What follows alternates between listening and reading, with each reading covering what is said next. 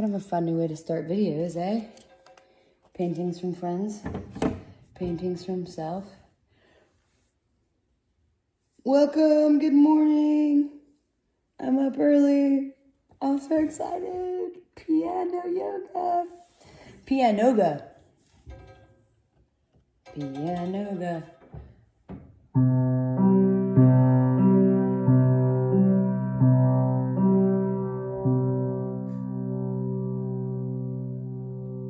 So PianOga, piano yoga, PianOga sounds like a noodle entree. So maybe piano yoga. I don't know, PianOga sounds fun too. This is basically just me stretching my soul in the morning.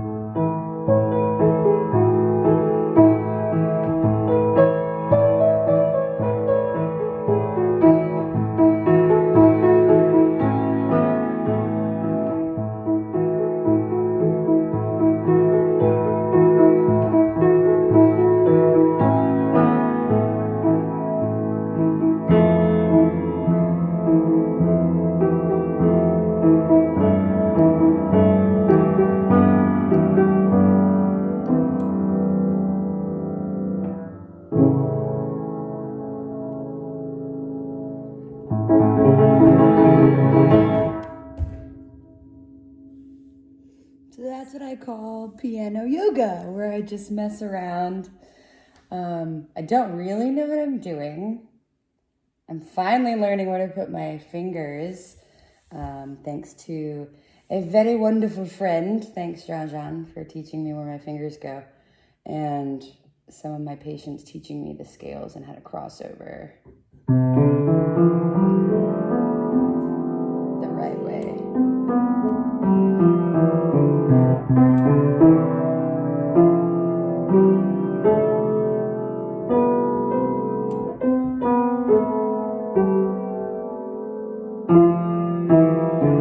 I'll still have to slow down and do it, but it's easier for me to just memorize chord triads. C, D, E, F, G, A, B,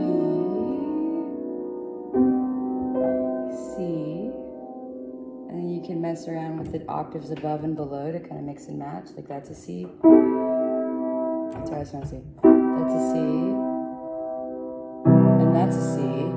So these three middle ones, if you take them out, there's a C triad. So there's three different triads you can do.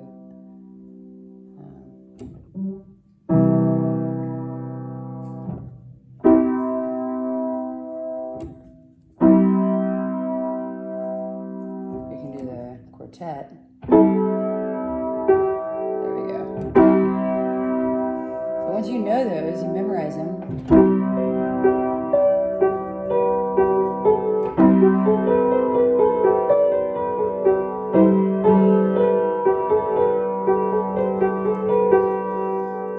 So once you know, C is an easier key. Those are all different keys, right? C being an easier key, they're all the white keys. You can make it a little dissonant by like...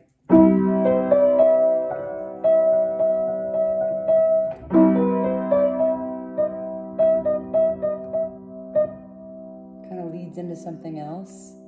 It's like you just don't really know what's at the end of that story. So with triads, a fun way to explore off that is 1, 2, and 3, using your thumb, middle, and pinky. If you take your middle finger, that's the middle one in the triad, no matter where it is, if you go down a half step, makes it a minor chord, so that that's a C. C major, it's kind of bright. If I take this middle finger here, it's on an E, the chord itself's a C, and the notes that are involved in that triad are a C, an E, and a G. So if I just remember, because I'm visual, the middle one, go down a half step. So it's actually C, E flat, and G. Or D sharp if you're into sharps. So then you can start messing with your patterns. See, it's just like yoga.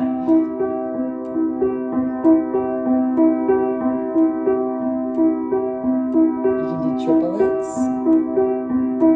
Triplet, triplet, triplet, triplet. Also known as a waltz, right? 1, 2, 3, 1, 2, 3, 1, 2, 3, 1, 2, 3, 1, 2, 3. And you can make it ominous by throwing that half step down on the next go round. You ready? Ah, what's happening? She walked into a dark forest. I'm just kidding. Kind of. Everything is a story in my head.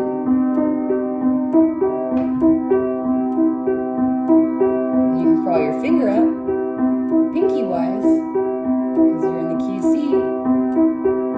And it's easier just being in the key of C. Go up the white ones and back down.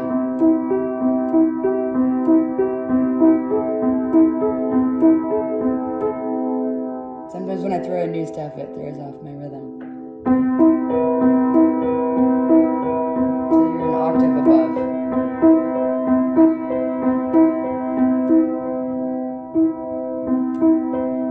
And that's a good finger You can move your middle finger.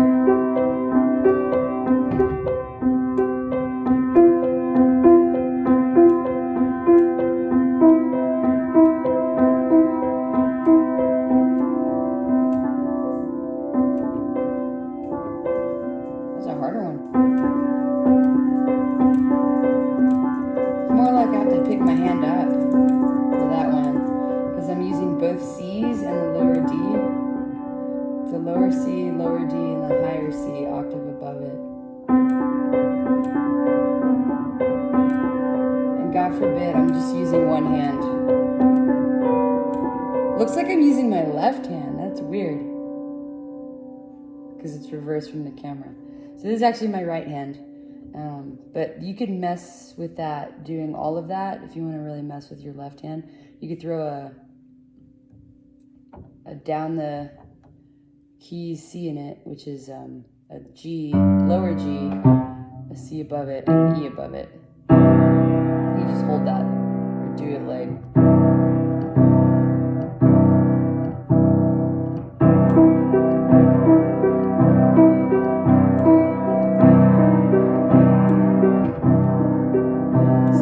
hear that C major, but it's like dissonant, which means the notes don't exactly match, but there's something fitting about it.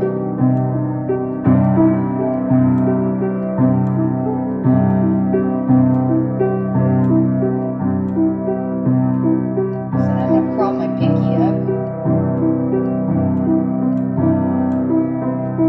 and every now and then my fingers want to do their own thing, so I started playing. Triplet. I just started playing the C and the E. And I have this weird need to like keep doing it and then like and stuff like that. Versus just like blatantly being like, oh, let me start over. And my fingers just have to end it.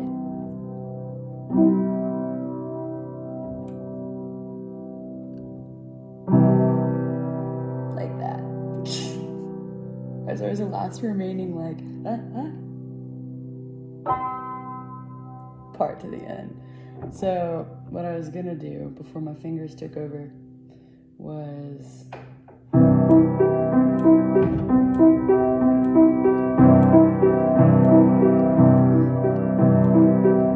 I'm just playing the C chord with my left hand, which is this one. Waltz style triplet C chord with my right hand that involves the notes C, E, and G over and over again. C, E, G, C, E, G. Now I'm going to start to crawl my pinky out. What eventually happens is I have to start playing the E with my pointer finger.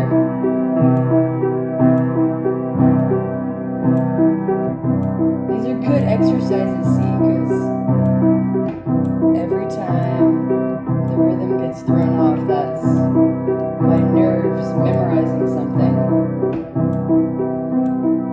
And you can do it without the pedal or with the pedal.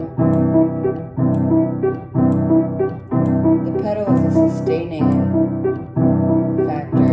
When I hold the pedal down like now, the notes remain in the air. When I take my foot off the pedal, the sound stops when the keys lift up. I love the sustain pedal. So now I'm going to start crawling my pinky up.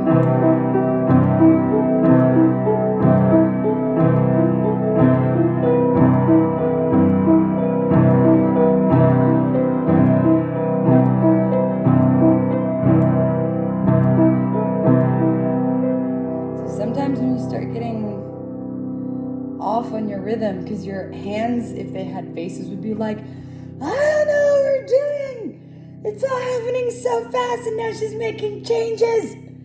So you'll start to feel like it's almost like when you're at a grocery store, or if you see the old cartoons and the wheel starts to wobble. Once that wheel starts to wobble, like it all goes crazy. So when you start feeling that, the synchronicity of your hands, wheels start to wobble, that's when you're probably about to be thrown off with your rhythm and stuff. But just stay focused on one thing. If you're doing your left hand, something simple and repetitive, muscle memory, like that. Just a C chord. It's all muscle memory. Your nerves will keep doing it eventually without thinking, subconsciously. That's why they call it muscle memory. But you still have to develop that. It doesn't just happen.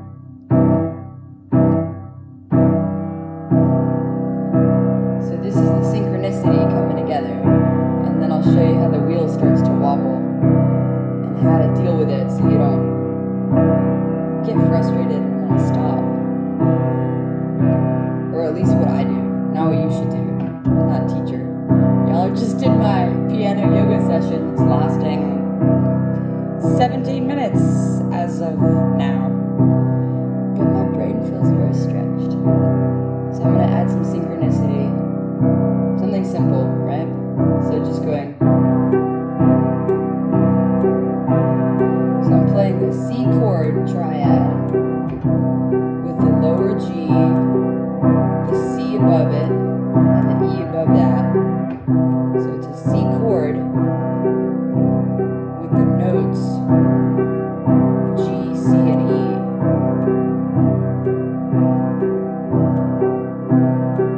Of course, I could play a higher G, meaning I start pinky on the C.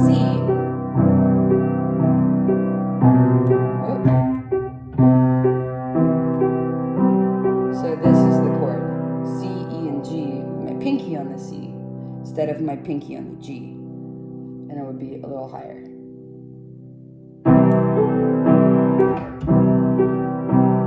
So that's the C chord, right? I like stretching out my fingers, and I like that low note though, and it gives me more space where my right hand is without going super high. So I'm going to stick with the lower G, the next C, and the next E, and I'm just going to sit here and go like that. These are what they call quarter notes.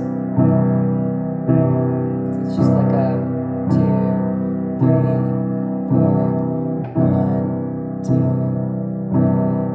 4. So now I'm going to add the next C up, the next C note, and the next G note, just going half of that. So I'm going to fit a C and a G into the time it takes me to play one of these. And those are called eighth notes. That's all theory. If I start talking about theory, then it's officially like an amateur piano lesson. This is just yoga piano.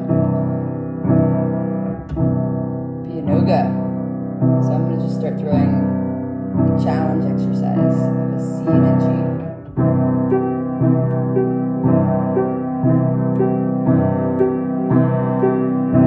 I can fit all around.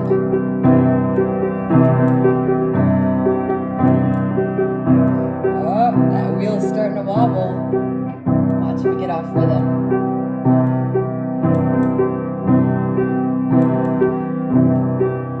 What happens to me a lot is my left hand wants to do what my right hand's doing.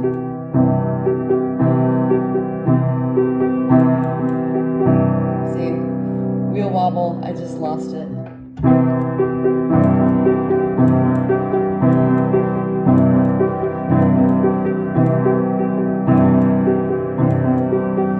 So rule number 1 for me, when my wheel starts to wobble on two-handed synchronicity, bilateral coordination in the world of my day job as an occupational therapist, which is why piano is so neat, and music in general, but piano especially. When the wheel of my bilateral coordination starts to wobble, number one thing I do,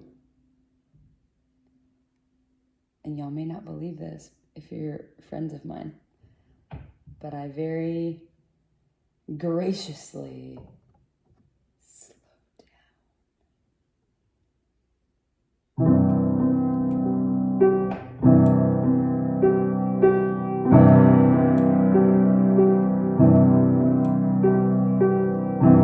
And to save the timing, you may like bang on the keys because you're trying to remind your left hand to keep doing what it's supposed to be doing.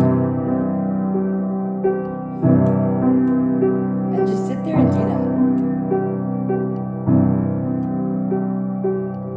It sounded preachy, like lessony preachy. But I think in reality what I'm doing with this video, because I'll probably post it not for millennial purposes. I love you, Jean-Jean. I'm totally in the millennial class, I know. Millennial moms are probably like the biggest supply and demand pushers of like cameras and Shutterfly. We can't not record anything because we're so self-involved, but at the same time, I don't feel like it's being self-involved. It's like self-growth, because some people hate watching themselves. But that's been one of the most awesome things for me, is to be able to watch myself and accept that I looked like a dork, or that my hair was off, or that I have a big pimple, or that I'm silly, or that's what I sound like. Watching myself has been fun for confidence, because then it helps me see what other people are seeing, even if I can never actually see what they're seeing. Whoa, now we're getting into philosophy. I think this is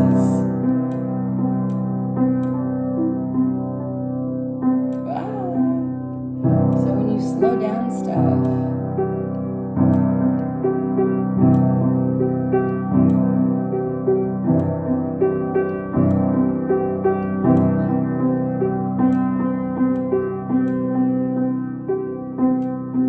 not only can you achieve what you were trying to do in the beginning,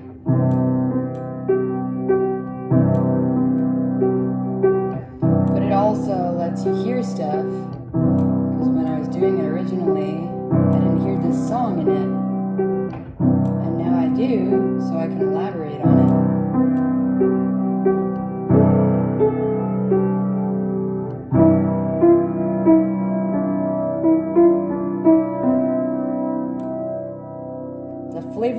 Flavorful version of this, because I messed up and I went with it, and it just sounded like I did it on purpose, but it was actually a messed up note.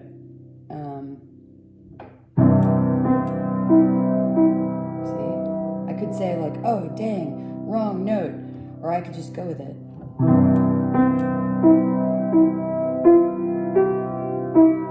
And then it sounds like I did it on purpose, and I don't have to tell anybody like, oh no, I'm a terrible piano player, I meant to do this, but I did this, and then I freaked out and started it over. No man, just go with it.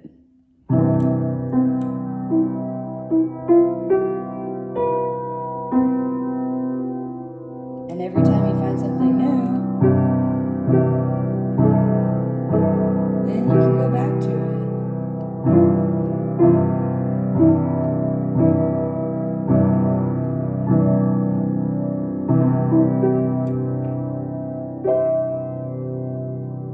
And that's all just like listening to it, messing up, turning it into something. So when you slow down, going back to that wobble wheel, again, talking to myself, because I forget to slow down a lot.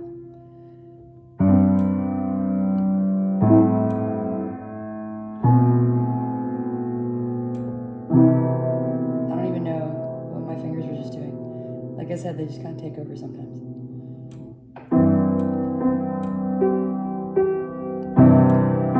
So that's what I was originally trying to do.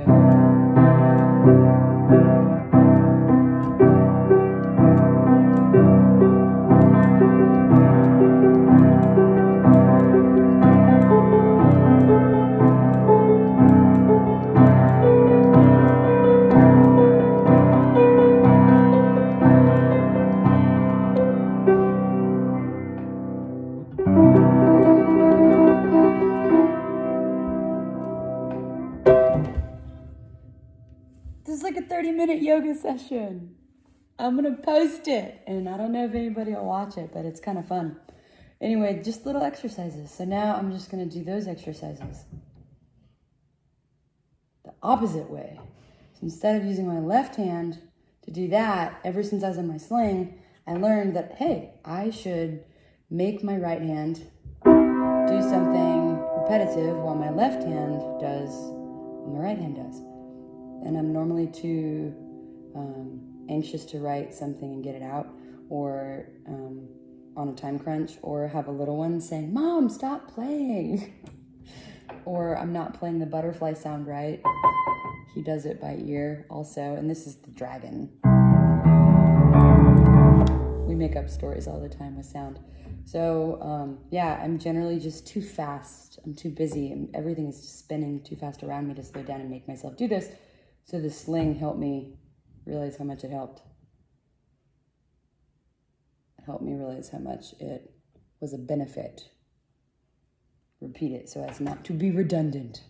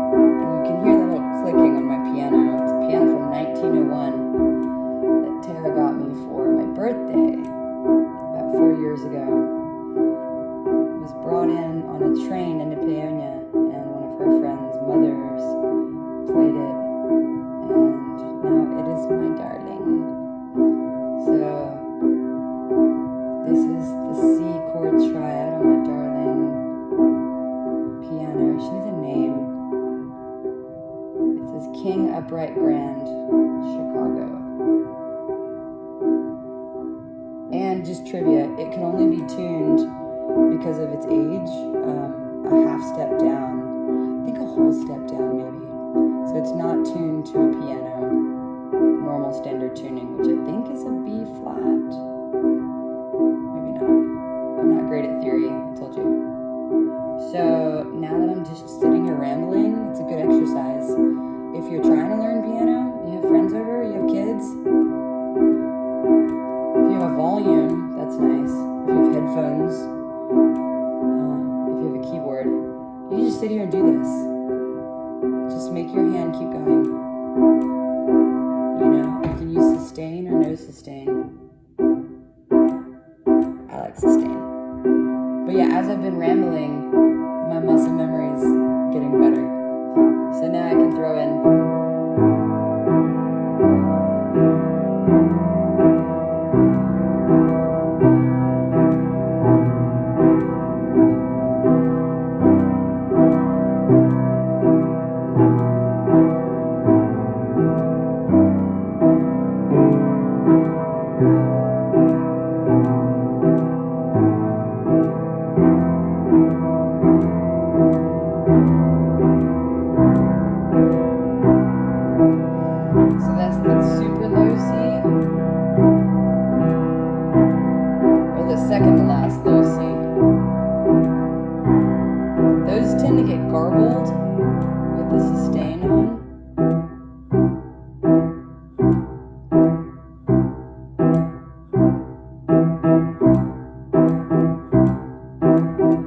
see what my other hand picked it up.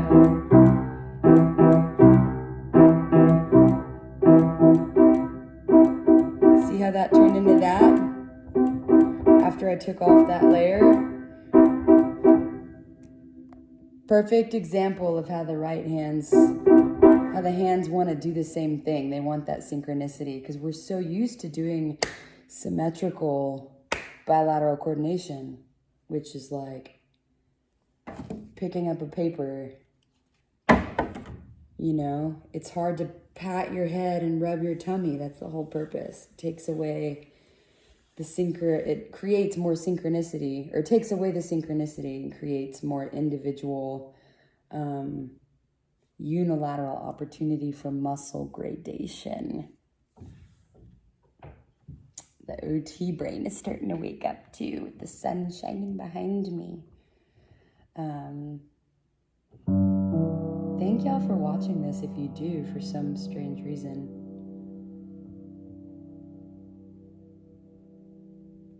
Now I'm just gonna play.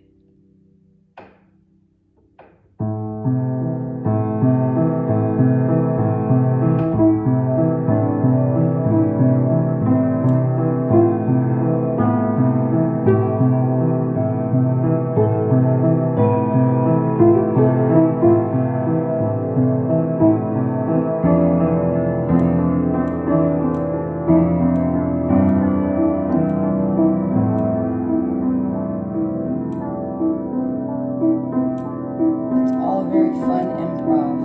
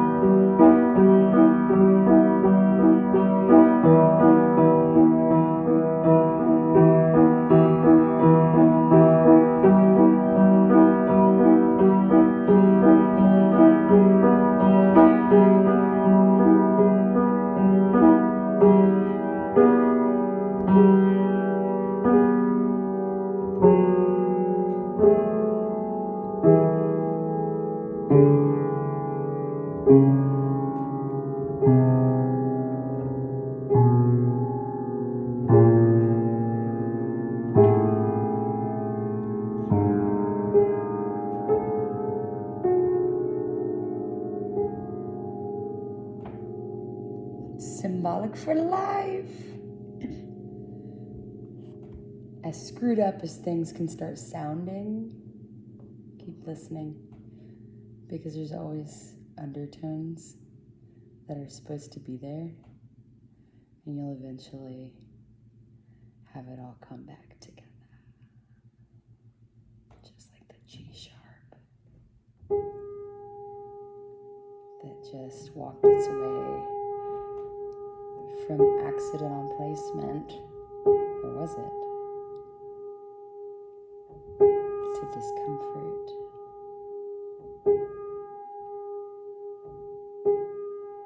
Through all the keys that didn't seem belonging to, and finally something was still interesting about it. And then I landed on itself. It's down the road. You get it? The lower one.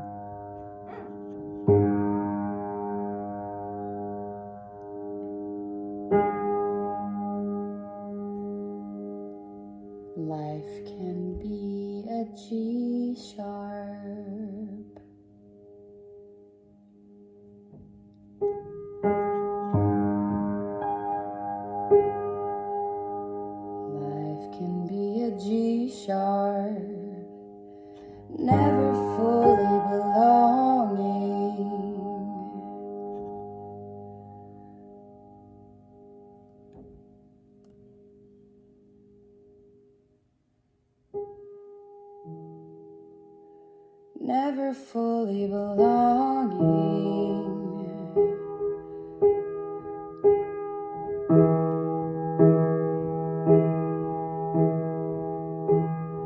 One minute sweet,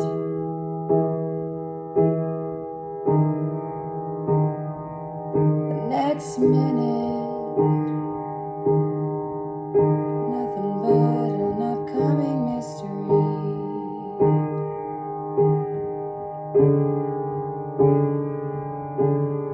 Then that gut feeling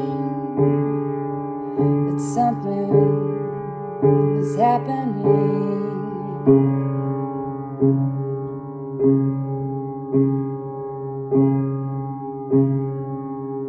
But does it fit? I don't know so far. More than I thought it would. There's a little more dissonance there. Or maybe it's my voice. It doesn't fit.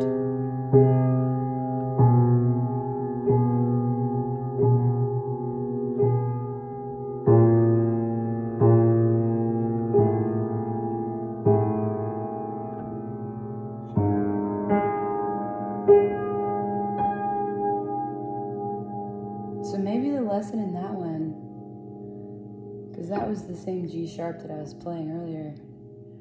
I was playing it with a C though.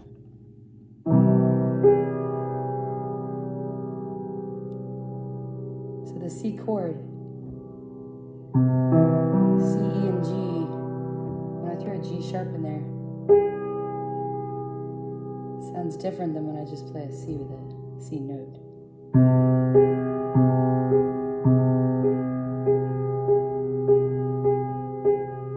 Even if I had two C's, it's the dissonance in the multiple notes, not just two notes. I think that's symbolism in itself. For sometimes there's just too many cooks in the kitchen for it to sound right. Simplify to 2. Or if there's too many notes in the kitchen. There's too many cooks in the kitchen, notes-wise, but not necessarily too many cooks quantity-wise. So quality of the note, C and an E, they kind of fit. C, E, and G though, the G is the key. G's the key. Because of G, and now we're throwing in the G sharp as his little stowaway buddy. Here's the G. The G is actually what throws it off, not the G sharp. More symbolism. What we think is going to be the piece that's thrown off, that wrench into the machine, is actually maybe not the one that throws it off, because E and G sharp get along, C and G sharp get along, even if they're dissonant. C and E together with a G sharp. It's only until I throw in the G that it really sounds weird. But still.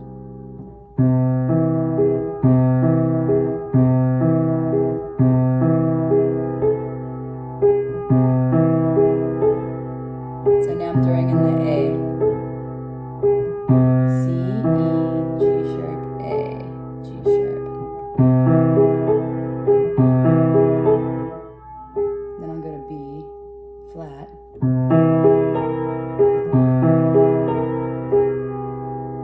Too many cooks in the kitchen. What if I just go to a B?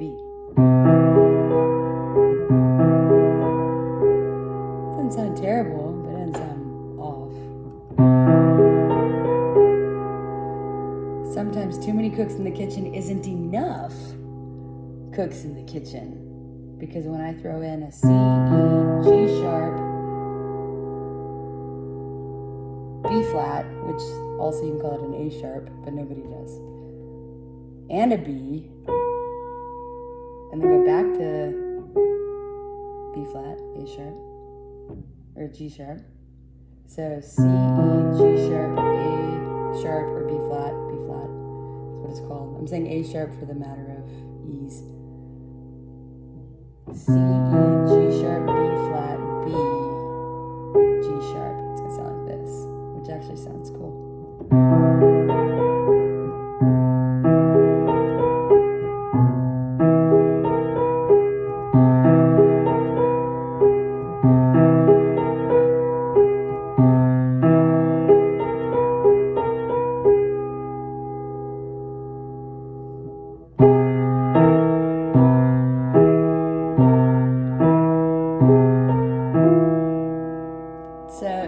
Individual, they don't sound bad.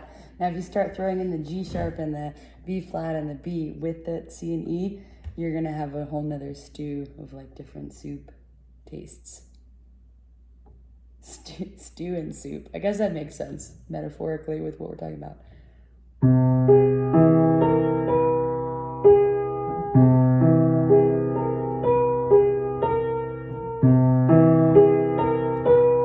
And if you put sustain on, when I pick my fingers up, all the sounds are going to go together. And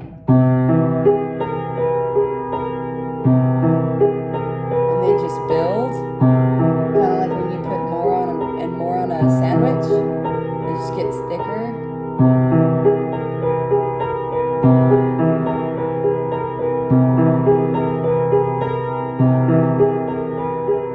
You can just mix different patterns together and see what happens until you find something you like. And that's when you start doing the muscle memory exercise. That's when the PianOga comes out. Because then you can start throwing in these different memorized patterns that you know you like to do. Your fingers are getting good at. And then you throw in different notes and it becomes not boring, but really wonderful and stretchy in the morning, which is what you guys have been watching for 45 minutes. I have no intention of trying to teach y'all piano. I literally was just going to share a little bit of what my friend Sid and I just did, which was wake up super early, burly, and play piano and talk about good life.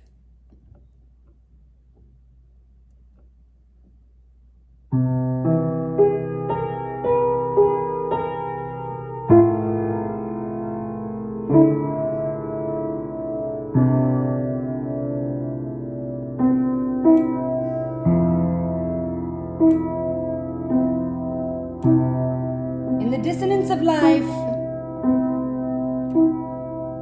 try not to focus on what makes your ears cringe. Instead of cringing, use your ears to find the harmonics in the dissonance and let those harmonics take you where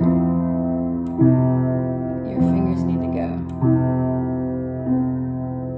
Your fingers meaning your legs, your feet, your heart, your mind.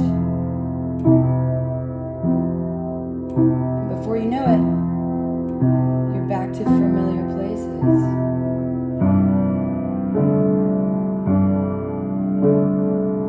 And don't expect to stay there. The wheel will wobble again. Say that 5 times fast.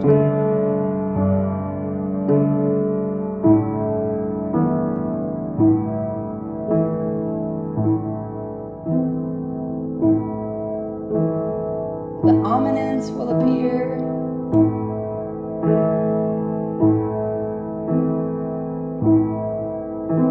But every piece of something ambivalent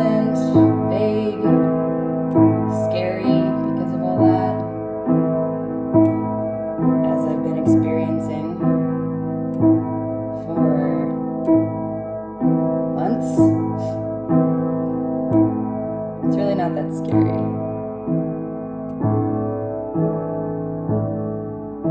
Everything's part of the major key of life.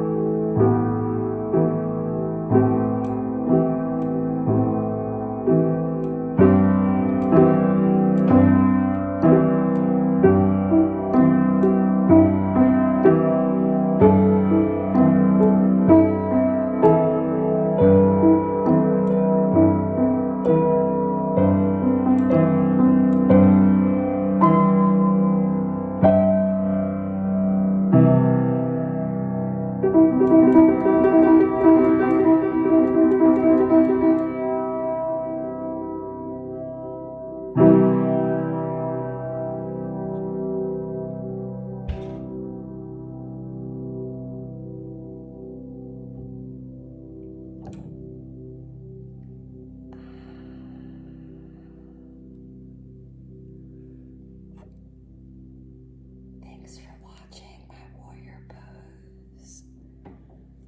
Oh.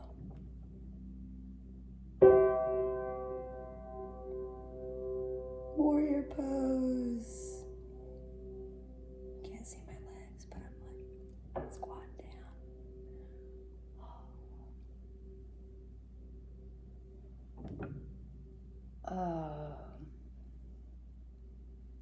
It's the coolest part about piano yoga is if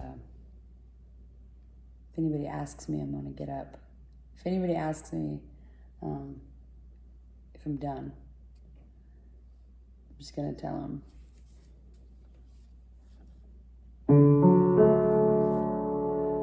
Namaste.